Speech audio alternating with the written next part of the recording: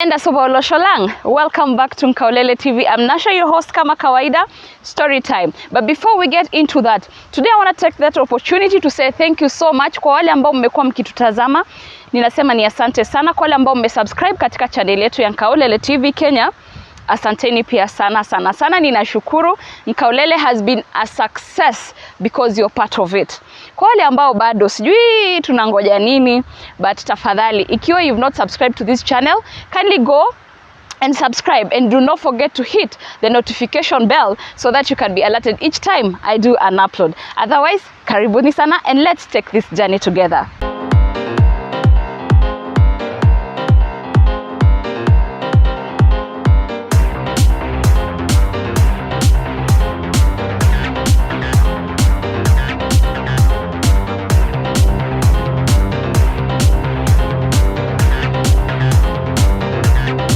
Wadau, karibuni. Today I want to take you through the Medicanda, one of the tribes within the Medicanda Tribes.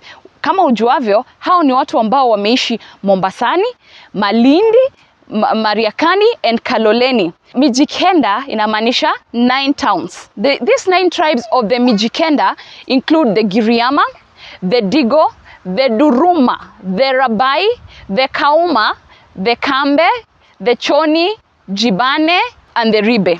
Our story today takes us to the Giriama. So today we're going to talk about the Giriama people. The year is around 1840 in a town, Mtara wa Tatuganze in Kilifi. It is a sunny yet warm, beautiful day. A bouncing baby girl was just born. Her name was Nyanzi wa Menza.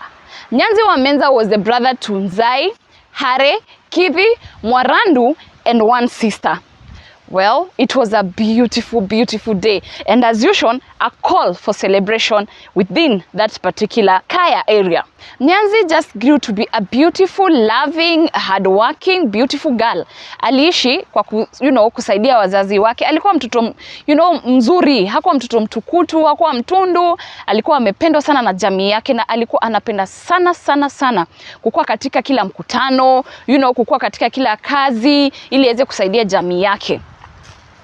Apparently, at the age of 15 to 20 years, the Giriama people would allow a girl to be married then. She is ready for marriage. And same to the guys. The guys could also, wanaweza oa. Mnyanze naye ndio huyo, maisha inampeleka vizuri. Well, as I was going deeper into her story, I came to realize that there's courtship in every tradition. Katika pilka zake za kila siku moja ametoka tu nyumbani, anaelekea kufanya shughuli zake, ziara zake. Kuna jamaa mahali alimuona. According to the Giriama community, if a guy loves a woman or a girl for that matter, he goes back to his parents, anaenda anawaeleza, kile ambacho ameona, kile ambacho ametamani na kile anataka, so huyu jamaa akaona mrembo fulani hivi amepita. Giriamas and how they dress. Okay, today I've tried to do a dera because it's coastal, but kitambo they used to do those to side to skirts to leso pia kidogo, just the figures. These are beautiful Swahili chicks, warembo kupindukia. Huyu jamaa alipoona kuna mrembo katika hii mahali, alirudi nyumbani akaenda kuongea na babake. Huyo hadi kwa wazazi. Akaenda akamwambia, dad, kuna vile nimeona, kuna msichana nimependa sana pale Kilifi, na nilikuwa naomba kama tunaweza enda tuwafikie ili tuwaeleze nini ile ambayo nataka. Mzee akaangalia akamwambia, okay, ni sawa, haina shida, basi wacha tujiandae, unajua lazima nayo tubebe tembo kisha ndo twende. Wakaanza kujipanga. Arrangements are being made. In the Giriama community, there is arranged marriages, and there is of course the willing bride and groom as well. Jamaa akaanza kujipanga. Tembo or rather pombe ikiwekwa kwenye gourds. Kuna zile ambazo wanatumia kuweka ndio waendeo sasa wajipange. Mzee na kijana wao wamengangana, ndio hao teke pole hadi kwa kile kijiji ambacho mrembo alikuwa anapatikana. Mnyanzi amechilchili hivi, anaona kuna watu wana approach gate. Akashindwa, kama ule kijana anamjua, nimemwona mahali pale kwa mtaa, but sasa she was not sure what is happening, so naye akatulia. Wazazi wakakuja wakabisha hodi. Haya, Sisi wa Afrika, I don't know about you guys. Sasa sisi wa Afrika lazima ubishe hodi. Kama we ni mzee, ukiwa kwa gate unaweza kusema you know, to command and you know, just to let people know that you are there.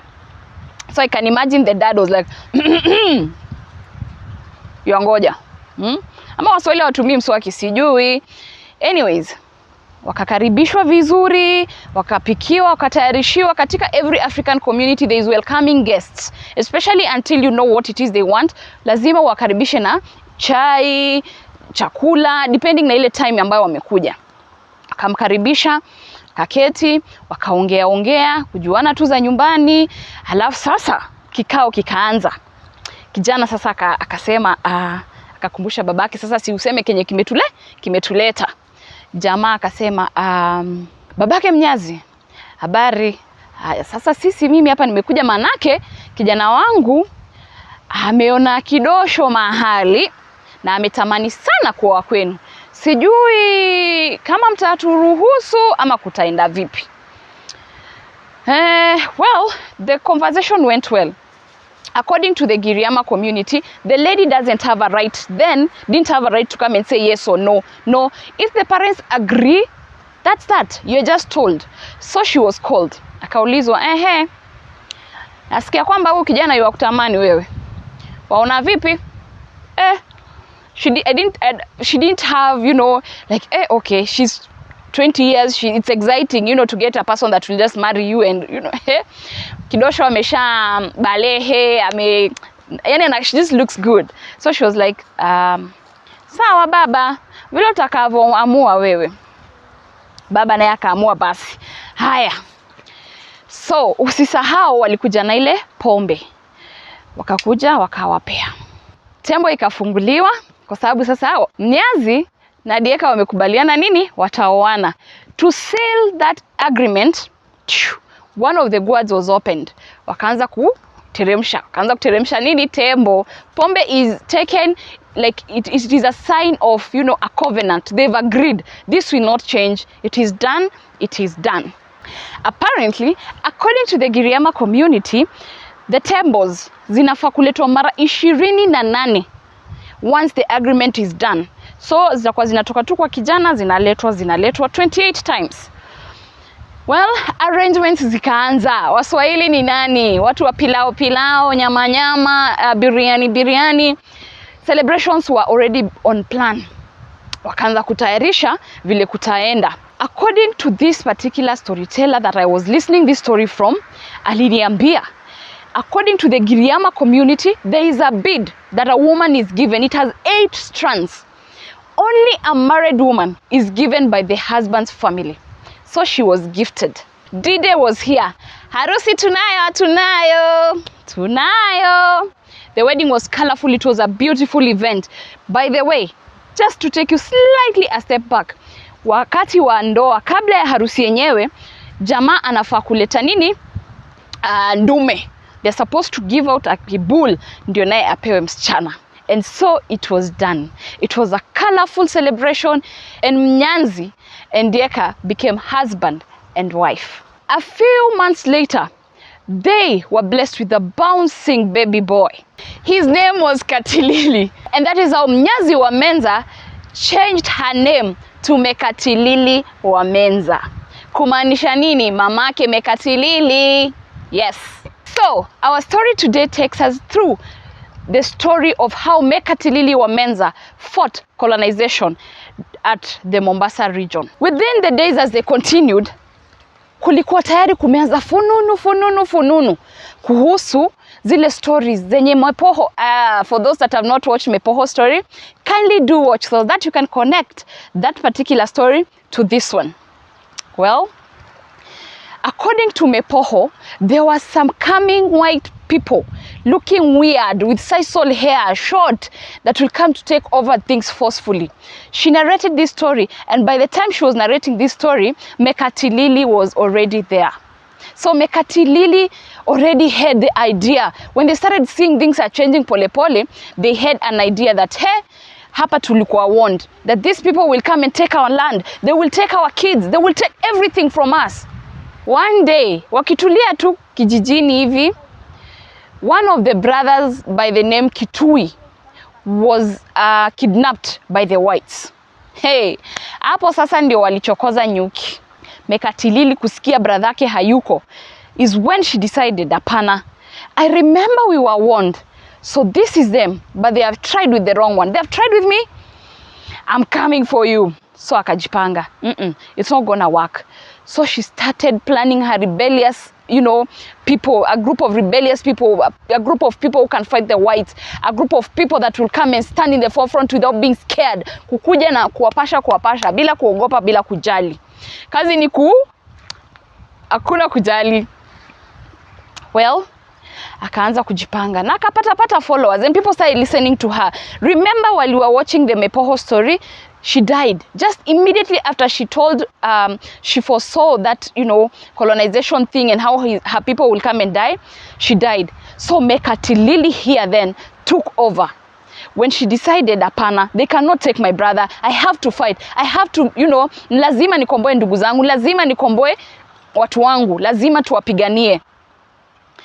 I'm really happy for this particular woman and also Mepoho. I've come to realize that these Giriama people were actually mostly led by women.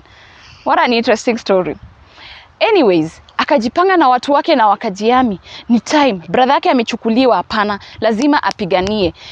This particular time, hawa whites pia walikuwa wameshaanza kuingia huku chini, wanakuja kuambia hawa vijana wa Giriama, wale barubaru, like, kujeni mtupiganie, sisi tutakuja tuchukue hizi shamba, lakini tutawapea makazi, bado tutawapatia chakula, madawa na kila kitu ambayo community yenu haijai wapatia, sisi tutawapatia. Of course kuna wale walikuwa turned na wakakubali kuwa soldiers wa the whites, lakini kuna wale walikataa. Around this time Mekatilili was around 60-70 years old. So ni mwanamke ambaye amekomaa, ni mtu ambaye akisimama wanamsikiza, alikuwa na hiyo command. People would listen to her and everything that she says. So walikuwa wameshaanza ku take over slowly some bits. But one day she heard from people in the village, kuna mkutano. These white people have come to take over, na wameshaitisha mkutano ya vijana wadogo waende wawakomboe. So she woke up, dressed up very well, akachukua kuku na vifaranga wake, akawabeba. Apparently Mekatilili was also a forseer, alikuwa prophet na alikuwa na special powers that alipatiwa, in those kayas. So hakuwa tu mtu hivi, ni msee alikuwa anaogopwa, anaheshimika. So amebeba kuku na vifaranga wake, katembea mdogo. You can imagine with all that power, you can handle a kuku na vifarangas, unaenda sijui a distance of how many kilometers to attend for a meeting. So she goes, alafu akaingia. Of course there is silence. This whites already washamjua, huyu ni yule mwanamke mtundu, huyu ni yule atatusumbua. Kila mtu sasa, the kids that were in that meeting were scared. What does she want? What is happening? Akaambia the British guy, wewe njoo hapa, kuku na vifaranga. Kamwambia, take the chicks, I give you, take them. And if you can manage to do that, then I will let go of all these kids that you want to be your soldiers. Nitakupa hata na bure, hata sina shida, sina fujo. So what happened? Every time he tried to pick the chick, the mama donad. So anajaribu kuchukua kifaranga, mama kuku, dona. So this guy was wounded because he keeps telling himself, no, if I take carefully, this mama won't see. Ziko kwenye mkono za nani? Mekatilili, hivi tu zimeshikiliwa. So akijaribu kuchukua na dono. This was really embarrassing for this British soldier. He was here showing everyone that wao ndio kusema, wao ndio, they are the ones that have taken over. Kidogo, this woman here is here trying to embarrass them. They were so mad. Apparently walikasirika, wakamshika, wakamfunga na pingu pamoja na one of his brother-in-laws. Pale alipoolewa kulikuwa na one of the brother-in-laws ambaye alipenda sana vile Mekatilili anawapigania. Yeye na brother-in-law wake pingu kidogo chengengeng hadi Kisii. By the way walienda huko kwa kina Embarambamba, sijui hata walifa. Anyway, hawakupata hiyo wakati wa Embarambamba. Huyo ndio alikuwa anasema, she's an overseer, she's a prophet, she's a woman of the people. Literally, she's the person who the Giriamas are looking upon. But she was arrested. January 14th, 1914, she managed to escape. Wewe una imagine unatoroka kutoka Kisii, unaenda wapi na ujui hata dunia kunakaa aje? Already the whites are conquering places. You've been locked up for so long, but sasa wameamua kuhepa. Guess what? That woman walked over 700 kilometers back home. Yes, and she managed. I guess it's the power, because I don't believe we can hack that right now. Well, she went back home to her people. It was a sad, sad sight. Houses were burnt, homes were bombed, people were slaughtered, murdered, killed. Everything they had was taken away from them. She was saddened. Moyo wake yani ulipata mapigo. She was just destroyed. She felt really, really bad that the moment she was in captivity, everything went wrong for her people. It was the worst sight she came to see. All those kayas were bombed, where people were trying to hide from, their enemies. It was all burnt. Their houses were burnt. The old ones were killed. It was just, she was really broken. The British East African Company had already taken over. But when she came back, tayari kijiji kizima kilikuwa kishajua amerudi. Mama Mekatilili amerudi, amerejea nyumbani. Already the British were already scared. She's back again. Huyu naye ametokaje huko kote mpaka hapa? She came back and everyone was scared. She is back. That woman was captured. That woman alitushinda wakati ule. Mwanamke ni mtundu sana. Wameshindwa kumnini wakati ule. Sasa tena ndio amerudi. But this particular time, the British East African Company had already taken over. They are already there. Wao ndio sasa kusema. But she still came back. And the few people that alipatana nao kwenye village, bado tu aliendelea kuongoza. She never gave up. But this woman never taught them to bow down to any white person. So again, alianza tu na ile kichwa yake ngumu. Alianza tu bado kuongoza watu wake. And unfortunately, again she was captured. Remember, she only left prison around 14th January 1914. 16th, the same year, she's captured again in August. Hai wakaona pana huyu, hata sasa tumpeleke Turkana atarudi tu. So guess where they took her? They took her to Kismayu, Somalia. Yes. Huko sasa ndiye alirudishwa tena jela. I think huko alienda alikula ngumu. But guess what? This woman alikuwa tu amejipanga. She is the real definition of prison break. She still ran from prison and came back home. So you can imagine how many kilometers this woman walked from Kismayu to Mombasa. Kurudi tena tu kupigania watu wake. It could be the powers, it could be that she was strong and she was strong-willed. She just wanted to push and to make sure that ameokoa watu wake. Nothing much was said about Mekatilili wa Menza, how she died and her life after coming back from Kismayu. But till today, people still celebrate the Mekatilili wa Menza festivals. She was a strong woman, strong-willed, a powerful person, an overseer, a prophet, and a leader of the Giriama community. It is said that Mekatilili wa Menza is buried at the Kacha Woodlands, the only place where the Clark weaver birds only stay and build their nests. Apparently, these birds are very rare to find and are only found at that particular place. And it is actually a tourist attraction. Talk about power. Till you die, power follows. I have learned a thing or two about Mekatilili wa Menza, and this far, I now cannot confuse between Mepoho and Mekatilili wa Menza. Both Giriama strong prophets and overseers for their community. They were the leaders, both women. It is such a powerful story to know more about women and strength that lead communities and, lead them to such greater heights. Well, if you think you're too small to make a change, try and spend a night with a mosquito. It is not about who you are. It is not about what you can do. It is about how you do it. Until next time, it has been Kaulele. I will see you. Take care of yourself.